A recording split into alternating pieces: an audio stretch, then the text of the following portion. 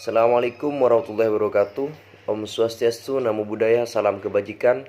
Kami dari kelompok 4 akan mempresentasikan tentang kelayakan buku teks yang beranggotakan saya sendiri Muhammad Fajrul Islam, NIM 30, Elizabeth Junita Sijabat, NIM 01, Nurul Izzatul Fitriyah, NIM 04, Ulul Faria Lukman, NIM 05, Sabirina, NIM 08, dan Muhammad Rian Alfani, NIM 13.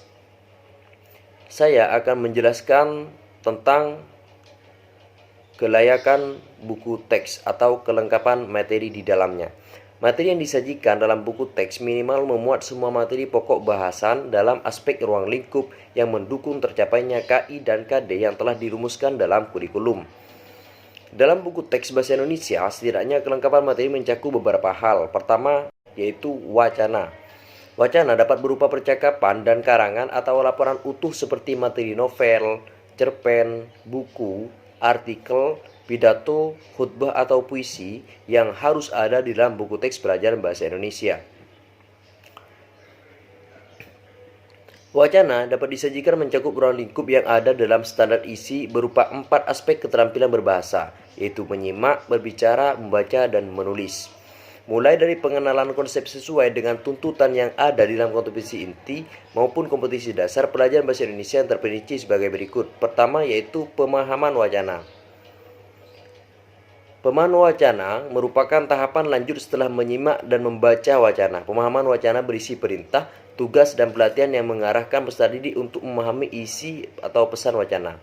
Yang selanjutnya ada fakta kebahasaan kesastraan. Uraian materi berisi fakta kebahasaan, kalimat kosakata, istilah, ungkapan, peribahasa atau kesastraan yang sesuai dengan tuntutan KI dan KD. Selanjutnya ada implikasi wacana. Implikasi wacana merupakan unsur di luar wacana, bisa berupa analogi, perbandingan, kesejajaran wacana yang mampu memperkuat penyampaian materi sesuai dengan tuntutan KI dan KD. Selanjutnya yaitu ada keleluasaan materi. Pertama, penyajian konsep, definisi, prinsip, contoh-contoh, dan latihan yang terdapat dalam buku teks sesuai dengan kebutuhan materi pokok yang mengandung tercapainya KI dan KD. Selanjutnya yaitu ada materi dalam buku teks menjabarkan substansi yang di dalamnya berupa minimal fakta, konsep, prinsip, dan teori yang terkandung dalam KI dan KD. Baik, selanjutnya kita akan membahas terkait kedalaman materi. Sebelumnya perkenalkan dulu, nama saya Muhammad Rian Alfani, NIM 13. Nah, kedalaman materi. Selain kelengkapan, kedalaman materi sebuah buku teks juga harus diperhatikan. Uraian materi harus sesuai dengan ranah kognitif, efektif, juga psikomotorik yang dituntut dalam KI maupun KD. Nah, di sini kedalaman materi itu apa sih? Apa saja hal yang harus diperhatikan dalam kedalaman materi? Di sini ada 3 yang harus diperhatikan, yakni yang pertama ada kesesuaian wacana, yang kedua kuantitas wacana, dan yang terakhir ada kualitas wacana. Yang pertama ada kesesuaian wacana. Nah, mengacu pada ruang lingkup yang ada dalam standar isi, yakni 4 aspek keterampilan berbahasa, wujud uraian mulai pengenalan konsep sampai tuntutan KI dan KD, tingkat kesulitan disesuaikan dengan tingkat pemahaman peserta didik yang lebih menekankan pada konkret operasional dan sistem of operasional. Yang kedua, yakni ada kuantitas wacana. Kuantitas wacana ditunjukkan oleh jumlah minimal yang sesuai dengan tuntutan SK dan KD. Untuk mencapai kedalaman materi, maka kuantitas wacana ditentukan oleh perkembangan atau penambahan dengan jenis wacana lain yang dapat berfungsi sebagai pembanding.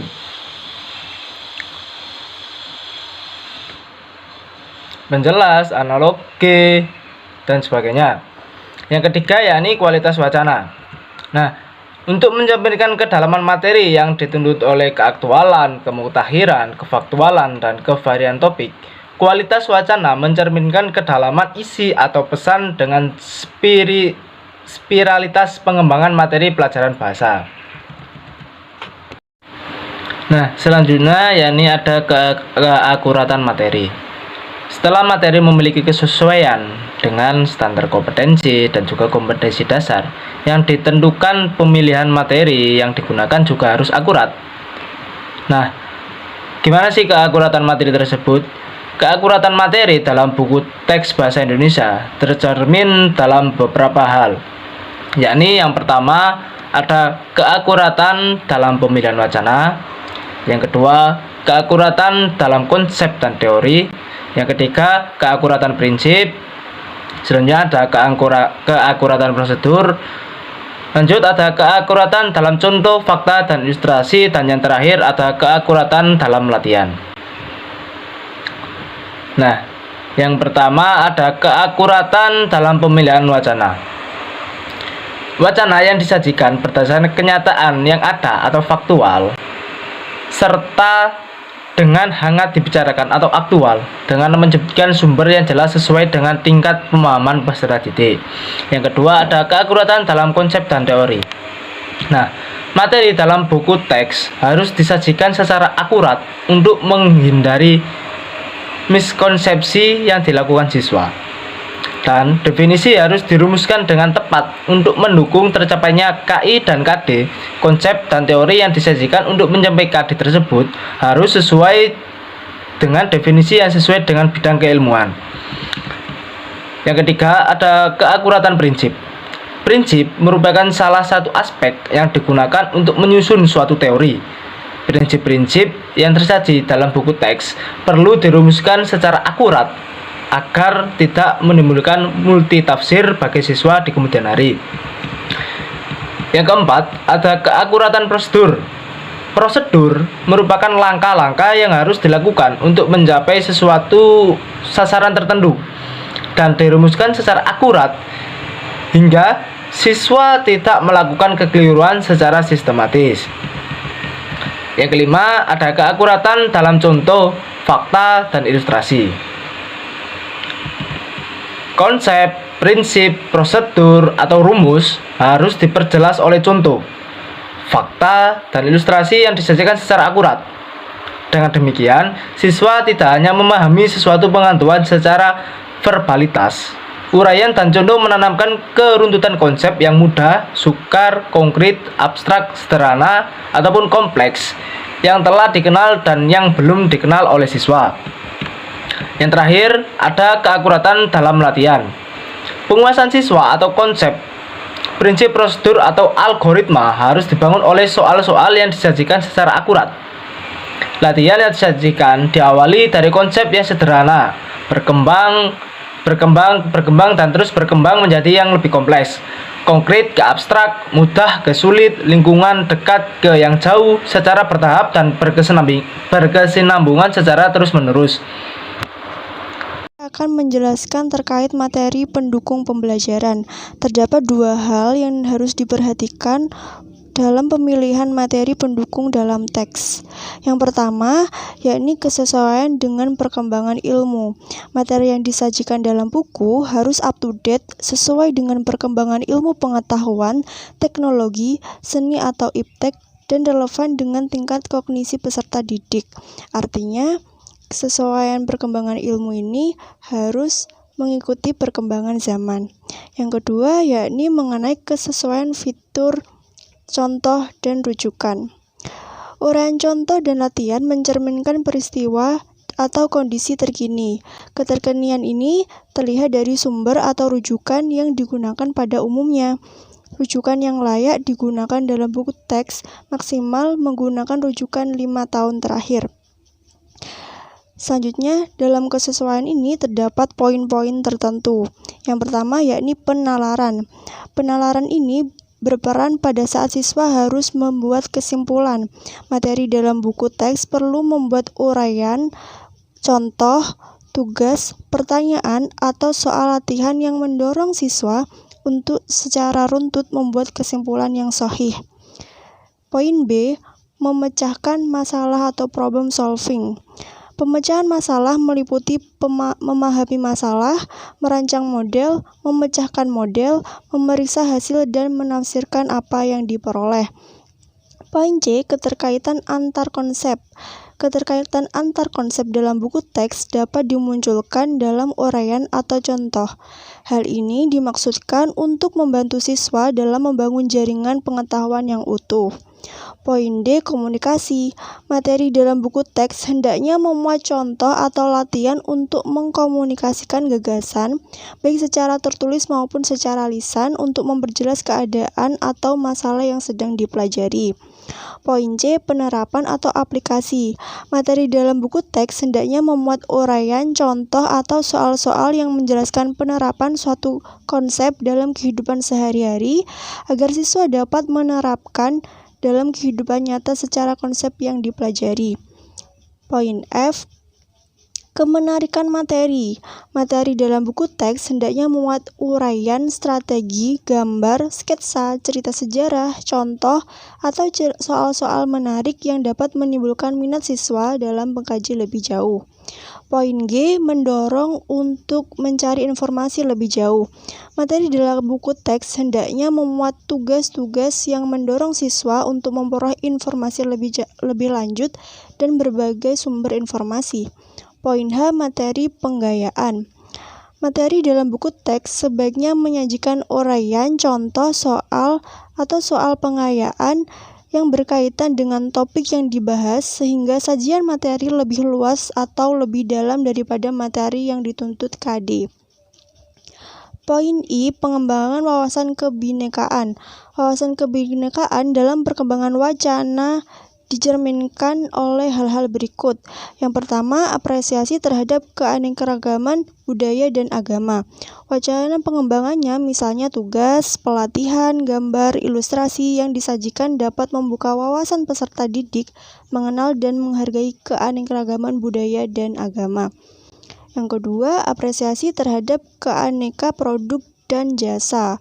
Wacana pengembangan misalnya tugas, pelatihan, gambar, ilustrasi yang disajikan dapat membuka wacana peserta didik mengenal dan menghargai perbedaan dan persebaran produk dan jasa. Poin J. Pengembangan wawasan kebangsaan dan integritas bangsa. Wacana dan pengembangannya misalnya dalam pemberian tugas, pelatihan dilengkapi gambar, serta ilustrasi yang dapat menumbuhkan kebanggaan sebagai bagian dari masyarakat Indonesia. Poin K. Wacana dan pengembangannya memperkuat rasa persatuan dan kesatuan bangsa. Wacana dan pengembangannya misalnya dapat memberikan tugas, pelatihan dilengkapi gambar, serta ilustrasi yang dapat menumbuhkan kebanggaan sebagai bagian dari masyarakat Indonesia. Baik, selanjutnya saya akan menjelaskan terkait bentuk kelayakan penyajian buku teks. Penyajian buku teks merupakan salah satu kriteria dari 4 kelayakan buku teks. Penyajian buku teks yang baik akan berdampak baik pula pada pembelajaran. Nah, dalam hal ini ada 3 indikator yang harus diperhatikan. Nah, saya akan menjelaskan terkait indikator pertama, yakni teknik penyajian. Teknik penyajian buku teks adalah indikator kelayakan penyajian yang pertama. Teknik menyajikan buku teks sendiri ada 3 subbab indikator. Poin A, sistematika penyajian. Ada beberapa poin di dalamnya, yakni yang pertama, setiap bab dalam buku teks minimal memuat pembangkit motivasi, pendahuluan, dan isi. Yang kedua, pembangkit motivasi disajikan dalam bentuk gambar, sejarah, susunan kalimat, atau contoh penguatan dalam kehidupan sehari-hari. Yang ketiga, pendahuluan minimal memuat materi prasyarat yang diperlukan peserta didik untuk memahami pokok bahasan yang akan disampaikan. Poin keempat, isi memuat hal-hal yang mencangkup dalam subkompeten kelayakan isi. Yang B, keurutan penyajian. Poin pertama, penyajian dalam buku teks sesuai dengan alur berpikir induktif khusus ke umum untuk membuat kesimpulan dari suatu data yang deduktif umum ke khusus untuk menyatakan kebenaran suatu proposisi. Yang kedua, materi prasyarat disajikan mendahului materi pokok sehingga peserta didik dapat memahami materi pokok yang dengan baik. Yang C, kesinambungan antar bab. Urutan substansi antar bab tercermin dalam jumlah halaman tersaji secara proporsional dengan mempertimbangkan SK dan KD. Berikutnya saya akan menjelaskan mengenai penyajian buku teks. Jadi, buku teks bukan hanya sekedar menyajikan materi yang dikumpulkan, melainkan juga menyajikan bagaimana materi tersebut dipelajari oleh siswa. Nah, indikator penyajian pembelajaran dalam buku teks diarahkan pada 3 hal. Yang pertama, harus berpusat pada peserta didik. Jadi, penyajian dalam buku teks harus bersifat interaktif dan partisipatif sehingga memotivasi peserta didik untuk belajar mandiri. Penyajian materi bersifat interaktif dan partisipatif yang memotivasi peserta didik terlibat secara mental dan emosional dalam pencapaian SK dan KD, sehingga antar peserta didik termotivasi untuk belajar secara komprehensif tentang bagaimana persoalan kebahasaan dan juga kesastraan. Kemudian yang kedua yaitu mengembangkan keterampilan proses. Jadi, penyajian dan pembahasan dalam buku teks ini lebih menekankan pada keterampilan proses, yaitu berpikir dan psikomotorik. Sesuai dengan kata kerja operasional pada SK dan KD. Jadi, bukan hanya tentang perolehan hasil akhir suatu pembelajaran. Kemudian yang ketiga yaitu aspek keselamatan kerja. Di sini terdapat beberapa hal. Yang pertama, kegiatan yang disajikan untuk mengembangkan proses aman yang dilakukan oleh peserta didik. Bahan, peralatan, tempat, dan juga bentuk kegiatan dilakukan tidak mengundang bahaya. Kemudian yang kedua yaitu sajian materi memuat observasi, investigasi, eksplorasi, atau inquiry. Berikutnya, materi dalam buku harus menyajikan masalah yang kontekstual, yang akrab, menarik, atau bermanfaat bagi peserta didik. Masalah kontekstual sedapat mungkin dimunculkan pada bagian awal atau dapat pula disajikan di bagian akhir sebagai uji pemahaman. Kemudian yang keempat, sajian materi dapat menumbuhkan proses berpikir kritis, kreatif, atau inovatif. Sajian materi juga hendaknya memuat hands-on activity yang merupakan bagian dari melibatkan peserta didik secara aktif dalam proses pembelajaran. Nah, aktivitas ini dapat memacu peserta didik untuk berinteraksi dan mengkomunikasikan gagasan yang sedang dipelajari. Dan yang terakhir yaitu materi yang disajikan harus bervariasi dengan berbagai metode agar tidak membosankan, serta gunakan pula berbagai jenis ilustrasi yang bervariasi untuk mendukung materi yang disajikan. Berikutnya, saya akan menjelaskan mengenai kelengkapan penyajian. Dalam kelengkapan penyajian ini ada 3 bagian. Yang pertama, bagian pendahuluan. Pada bagian awal buku teks, terdapat prakata yang memuat secara umum isi buku. Nah, petunjuk penggunaan yang memuat penjelasan tujuan, isi buku, serta petunjuk pemakaian buku bagi peserta didik. Serta berisi daftar isi yang memberikan gambaran isi buku yang diikuti dengan nomor halaman. Yang kedua yaitu bagian isi. Pada bagian isi ini terdapat beberapa hal. Yang pertama yaitu terdapat gambar, ilustrasi, atau tabel yang disajikan dengan jelas, menarik, dan sesuai dengan topik yang disajikan, sehingga materi ini lebih mudah dipahami oleh peserta didik. Gambar atau tabel yang disajikan dalam buku teks harus memiliki arti atau makna. Teks, tabel, dan gambar yang bukan buatan sendiri harus menyebutkan sumber rujukan dan dapat langsung disebutkan dalam daftar rujukan. Kemudian, penyajian setiap bab atau subbab memuat soal latihan yang bervariasi dengan tingkat kesulitan bergradasi secara proporsional. Yang ketiga yaitu berisi rangkuman yang merupakan kumpulan konsep kunci bab yang dinyatakan dalam kalimat ringkas dan juga bermakna. Yang ketiga yaitu bagian akhir atau penyudah. Dalam bagian ini juga terdapat beberapa hal. Di antaranya yang pertama yaitu daftar pustaka yang menggambarkan bahan rujukan yang digunakan dalam penulisan buku teks dan dituliskan secara konsisten. Yang kedua yaitu berisi indeks subjek yang merupakan kumpulan kata penting antara lain seperti objek materi, nama tokoh atau pengarang yang diikuti dengan nomor halaman kemunculan indeks subjek dan disajikan secara alfabetis. Kemudian yang ketiga yaitu berisi daftar istilah yang merupakan kumpulan istilah penting beserta penjelasannya yang dilengkapi dengan nomor halaman kemunculan istilah dan disajikan secara alfabetis.